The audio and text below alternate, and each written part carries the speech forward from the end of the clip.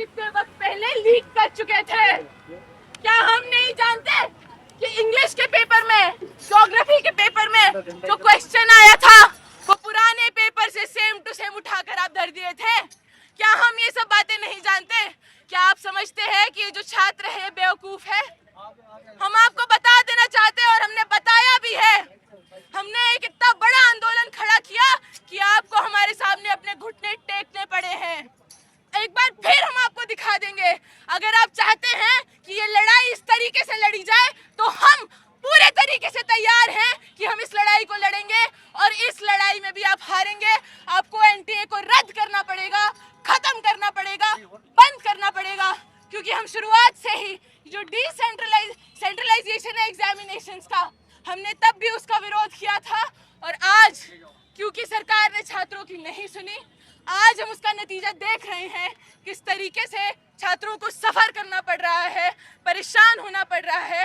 साथियों, मैं और आप, हम सभी छात्र हैं। हम में से बहुत से ऐसे स्टूडेंट्स हैं, मैक्सिमम हालांकि ऐसे स्टूडेंट्स हैं जिन्होंने यूजीसी नेट के पेपर के लिए अपीयर किया है। हम सभी जानते हैं किस तरीके से एक छात्र अपने आप को emotionally, physically, mentally, financially invest करता है एक पेपर में, और उसके बाद अगर पेपर लीक होता है, री एग्जामिनेशन होता है, तो किस तरीके की दिक्कतों का हमें सामना करना पड़ता है। हर साल इस तरीके की चीजें होने के बाद भी क्यों ये सरकार नहीं समझ रही, क्यों ये सरकार नहीं चाहती?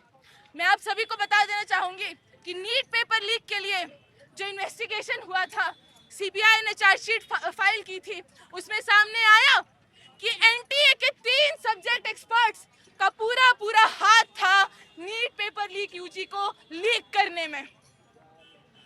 जब एनटीए के ही ऑफिशियल्स लीक भी कर रहे हैं, आप ही लोग इन्वेस्टिगेशन भी कर रहे हैं, और आपको लगता है कि हम बेवकूफ हैं, आप पे लिख देंगे नोटिफिकेशन में कि ग्रामेटिकल एरर था, स्पेलिंग मिस्टेक था, तो हम क्या मान जाएंगे? क्या हम नहीं बैठे उस पेपर को देने के लिए?